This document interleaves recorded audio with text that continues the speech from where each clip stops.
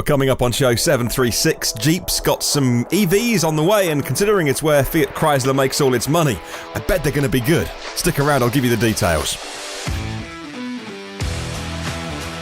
Plus, how charging networks are helping during COVID-19. Toyota and BYD announce an electric car venture. New platform for electric Audis and Porsches. A Chinese iWays is going to be taking orders for their SUV in Europe very soon. And why the federal tax credit disappears for GM. Well, good morning, good afternoon or good evening wherever you are in the world. Welcome to EV News Daily, the edition for what happened on Thursday, 2nd of April. My name is Martyn Lee, and I go through every EV story so you don't have to. Thank you, MIA. Thank you, MIA OPPELSTRUP. Has been a supporter of this podcast for a long time. She works in the EV industry, sent me a note early doors this morning. Well, she's US, so I guess late at night for her, and said, want to become a partner of the podcast, at least for the month of April, as a way of saying thank you for this podcast continuing throughout all the things that's going on. So, Mia, a new status on Patreon. Thank you so much for upping your support. So, charging networks that are helping during COVID-19 then. Well, Volta charging in the US.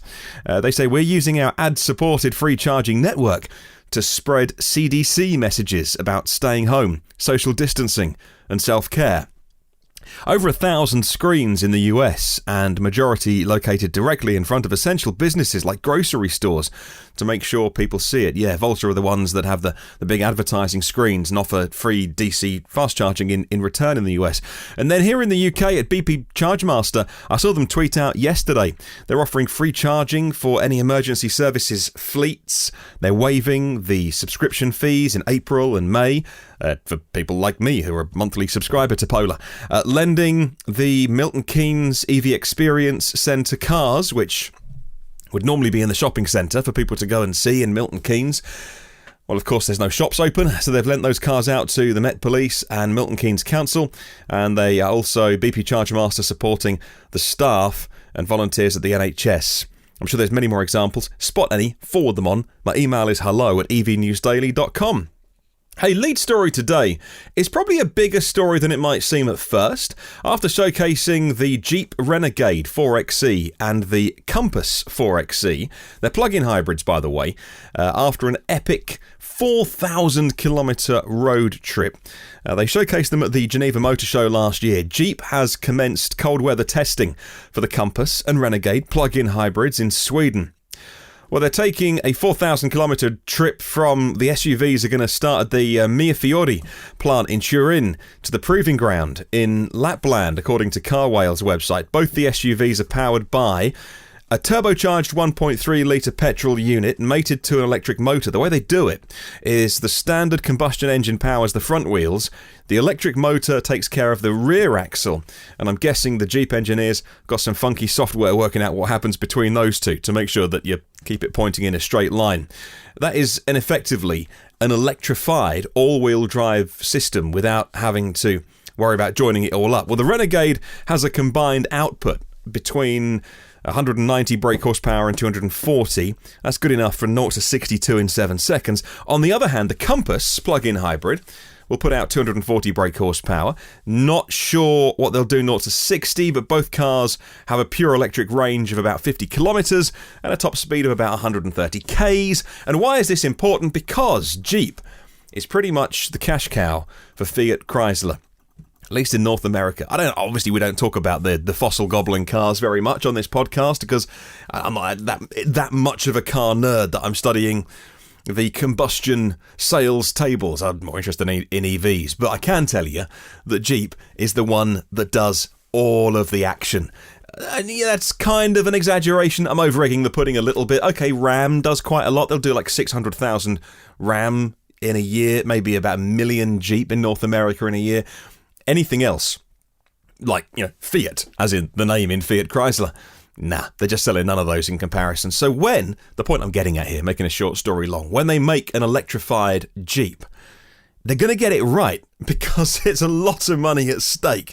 Now, a website that's been giving customers in Europe the chance to pre-order the Jeep Renegade 4xe and the Compass 4xe is now allowing the full orders to be made. Jeep showrooms are going online. Obviously, we're in lockdown, so they're going online with Google Hangouts. Customers can discover the new models and talk to sales consultants and go ahead if they want to and order their vehicle all online.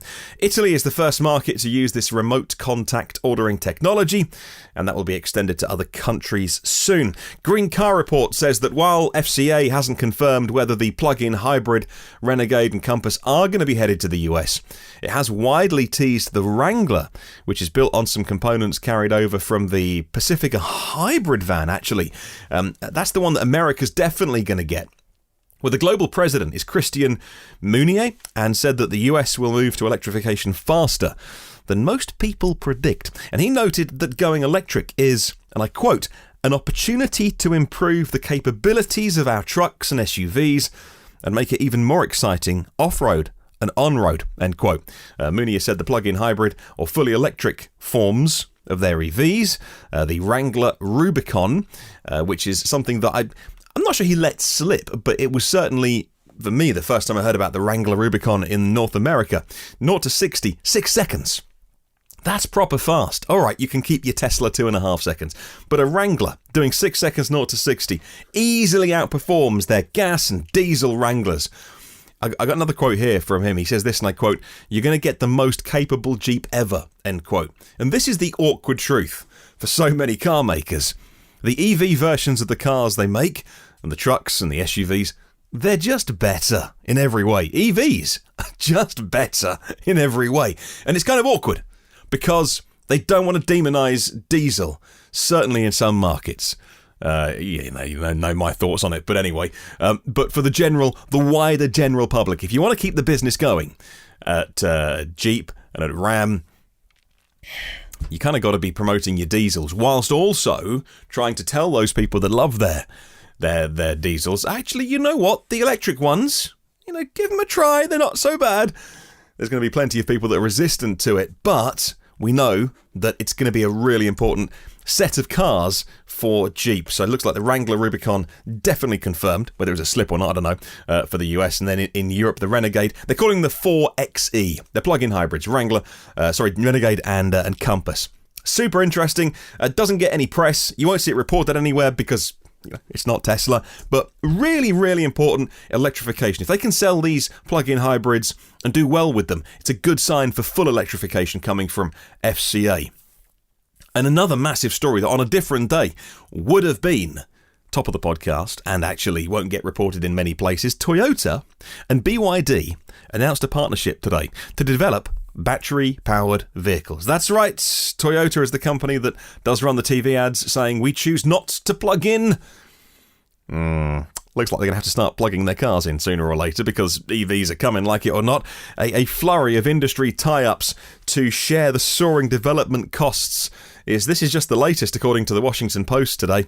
Well, Volkswagen and Ford and other brands have linked up with Chinese producers to make lower-cost EVs. And also, I must add, until recently, there was the rules in China that you couldn't do business there unless you were in a joint venture with a domestic company. First exception to that was Tesla's Gigafactory last year. BYD, of course, very famous for making EVs. Maybe not the cars that you'll see on the road, but commercial vehicles, and they do big, big numbers for these. It's also a separate EV venture with Denza, which is Daimler's Mercedes-Benz part as well. So, back to the main story. Toyota and BYD say they are determined that there is much we can learn from each other's expertise. The company said in a statement they gave no financial details or sales plans, but if I may be so bold to offer my opinion on this one, Toyota needed this. And I wouldn't be surprised if the financial side of it is pretty good for BYD, because Toyota have put all of their eggs in the baskets of soft hybrids with no plugs, and spending just a ton of cash on hydrogen fuel cell vehicles, which is a terrible idea for personal transport, and actually probably a really good idea for things that are point-to-point, like ferries and boats, maybe planes even, but for personal transport and personal mobility, hydrogen is just the worst idea. Discuss. Let's move on. Let's talk. Oh, by the way, the company is called, if you wanted to know, BYD Toyota EV Technology Company Limited, BTET. Catchy. Well, the newly appointed CEO of the company is a chap called Xiao Bingzhen. sorry if I got your name wrong, said this, and I quote, he's from BYD, and I quote, "This joint venture will focus on the research and development of battery electric vehicles with technology and know-how from both China and Japan. The company is committed to promoting and populating high-quality technologies that make battery electric vehicles more environmentally friendly, safe, comfortable, and intelligent. Our vision is to create a future customer-first mobility style," full of buzzwords, "and a harmonious society for humans and nature." End quote. Goodness. I mean, this is not surprising, but also it's a really, really big story because, again, this will just drift by, won't really get reported in too many places, but Toyota needed something to give them a quick leg up in the pure battery electric space. They've got the talent, they've got the engineers, they've got the people to do it if they wanted to, but ideologically, there is a kind of Japanese ideology as well around hydrogen, and it's just easier. And if they want to work in China too, better to go into business in a joint venture with someone else, and then you haven't got to lose. It's a little bit of saving face as well, because it's rather than saying, look, we got it wrong. We had an early lead with the Prius, and then they just kind of kept it going and milked it. Do you know what I mean? Like they could have been so far ahead by now with the talent that they have, but it's such a shame they just didn't believe in cars with plug sockets on. They stuck with that soft hybrid technology, kind of iterated and made it better. Latest Prius, it's a very good car, but it's just 10 years old. It's a dinosaur already. Okay, let's move on. Audi and Porsche, both brands from the VW group, have developed separate platforms for their first EVs. You see, Audi's e-tron and the e-tron Sportback, which is the kind of the newer one. There's a couple of e-trons. There's the 50 and 55, and then there's the Sportback, which is new, right? That rides on a version of a platform that underpins most of Audi's lineup. Meanwhile, Porsche uses a dedicated EV platform for the Taycan. It's called the J1 platform. That platform will underpin an Audi, though, the upcoming Audi e-tron GT. It's basically the Porsche Taycan that looks like an Audi and isn't a Porsche. So they're both sharing that. However, according to the website Motor Authority, this new platform that they are developing, this joint platform, the PPE platform, kind of funny to use those initials at the moment, PPE will have an 800-volt architecture, so same as the Porsche Taycan and the Audi e-tron GT. The high voltage in combination with next-gen efficient cooling systems means you can charge at 350 kilowatts, and even the Taycan can't go that fast yet. I think it's rated at 350 one day when they do the software update, but it's about 270. That's still fast, right? My Zoe charges at 22. I'm not complaining. And, that's a stop at the motorway service station, plug in, loo break, coffee, food that I tell my wife I'm not buying from McDonald's, and then get back in the car 10, 15, 20 minutes and you're full. You're ready to go for hundreds more miles. Now, the new platform, the PPE, is designed for vehicles in the Audi range of an A4 size and up, and both low and high riding vehicles as well. And we know that crossovers and SUVs, cha-ching, they're going to make a ton of money with those.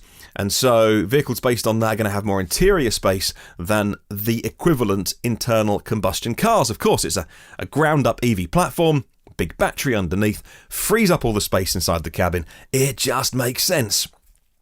Talking of Chinese companies, moving on. Chinese company Aiways, AIWAIS, is going to take European orders for their SUV, which is called the U5. They're Shanghai-based car company, but they call themselves a personal mobility provider. They're a car company. They're taking orders online for their U5 all-electric SUV at the end of April in Europe.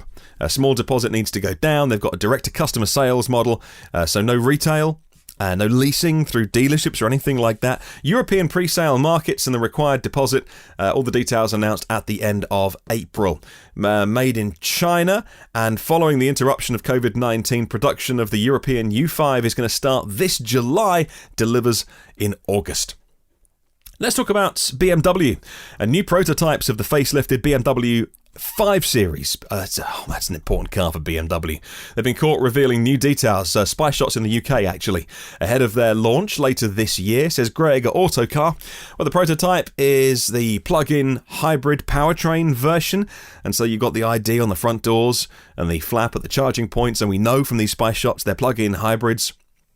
There's the 545e model, same setup as the 745e, and that is something like a 3-litre, 6-cylinder engine. But anyway, the electric side of it is about 36 miles of electric range. And again, with company car rules and with the kind of people who aren't quite ready for a full battery electric car, I understand why these cars are going to be really popular.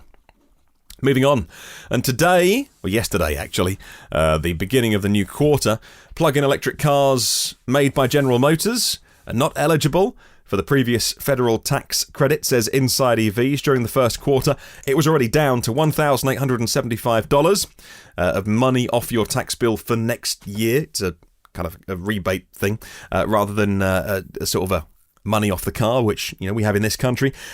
3 months earlier, Tesla lost theirs because they hit the 200,000 number of sales, and then it tapers down, and now it's completely gone for GM as well as of yesterday. Talking of Tesla, Sandy Munro, the man that takes cars apart and puts together big reports to sell to car companies. He has got his Model Y now, so he's going to be live streaming the disassembly. This does sound like, don't judge me, this does sound like my cup of tea. During lockdown, even not during lockdown, I could quite happily sit and watch. And this is therapeutic, right? A car being taken apart. I don't know how long the live streams are going to be. 5, 6, 8, 10 hours. Just leave the camera on, bring it in sometimes, tell me what you're doing, put the camera back on the tripod. I would love that. Quite happily. My wife would hate it. Get turned off straight. I'd get sent to the bottom of the garden, where I record this, by the way, in the shed at the bottom of the garden. But I would quite happily sit and watch a Model Y being taken apart, nut and bolt by washer. Love it. However, with his trusty gap measuring device, Sandy Munro measures panel gaps for a good time, and well, he hasn't found any on the Tesla Model Y, the hood, the hatchback, and the areas, we'll call it the bonnet as well, shouldn't we, finds normally inconsistencies on early model Teslas, but he said it's fine around the tail lights as well. Buyers won't even notice these things, but he's been measuring it down to the tiniest of details. And he did say, though, that the paint on his one, he could see dirt and impurities underneath the clear coat. Overall, though, he loves his Model Y and loads of positives. The doors are bang on. Great fit and finish, he says. Loves the load level for the back hatch and a totally flat floor. And I'm looking forward to those live streams where they start to take it apart. Final story today, and the end of burning coal to generate lecky is coming to the UK. In the UK, 2 large coal-fired facilities have closed recently. There's Fiddler's Ferry in Cheshire and Aberthaw in Wales. Fiddler's Ferry was first commissioned in 1973. It had a peak capacity of 2,000 megawatts, whereas in Wales, Aberthaw had a capacity of 1,560 megawatts, says Clean Technica. CNBC reports the UK government said last week that electricity from coal declined 60% last year alone. In all, coal was a tiny part of our electricity generation. Back in the 1990s, it was about 70% of entire electricity coming from burning coal. Last year, 3%. This year, it'll be almost nothing. Have a good sunny summer. It's not an oxymoron in this country. If we can get a good summer, loads more solar being installed, loads of offshore wind installations mid-project at the moment, then coal will just be just next to nothing. Not even worth thinking about now. And that's the answer that you can tell people when down the pub. Not that we are because of lockdown, but they say, oh, well, EVs are fine, but you've got to burn coal to make the electricity. No, you don't. In the US, Steve Hanley says that in the next few weeks, the Somerset Operating Company, the last coal-fired generating plant in New York, is going to close. According to the New York Times, the owner of the plant says it wants to convert it to a data hub and server farm. Locals worrying they won't be qualified for jobs in the tech area, though, after a lifetime of working in the fossil fuel industry. I'll pop links to all those stories in the show notes today. You can find my very, very simple WordPress blog at evnewsdaily.com. I do it myself, so it is suitably terrible. Question of the week this week. Send me your answer. I'll read it out on Sunday. With the ID3 from VW facing more software delays, they've made the cars. They're parked up in big parking car parks, and then they've got to go around and update all the software before the deliveries happen this summer. How hard should we be on these legacy car makers when they hit EV speed bumps? Do we give them an easy pass? Is it understandable? Are these the ones that were saying, well, look, wait till, bless Tesla. Well, let them make their little cars in California. But when we start, well, we'll show everyone how it's done. And then there's Dieselgate. They haven't always behaved well. Should they be getting their act together with EVs? Let me know your thoughts. There's a range of opinions coming in this week. I'll read them out on Sunday. My email is hello@evnewsdaily.com. Leave a comment on the YouTube comments. Thank you to 238 patrons of the podcast. Those people are increasing their patron at this time as well. Is amazing. Thank you very much. The website, if you're interested, the website's patreon.com. No pressure, don't have to. I'd make the show anyway, but your financial support certainly makes it happen. patreon.com/evnewsdaily. 735 shows in the archive. And thank you to my premium partners, Phil Roberts of Electric Future, Brad Crosby, Avid Technology, Brightsmith for Clean Tech Talent, Porsche of The Village in Cincinnati, and Audi of Cincinnati East. Have a wonderful day. I'll catch you tomorrow. And remember, there is no such thing as a self-charging hybrid.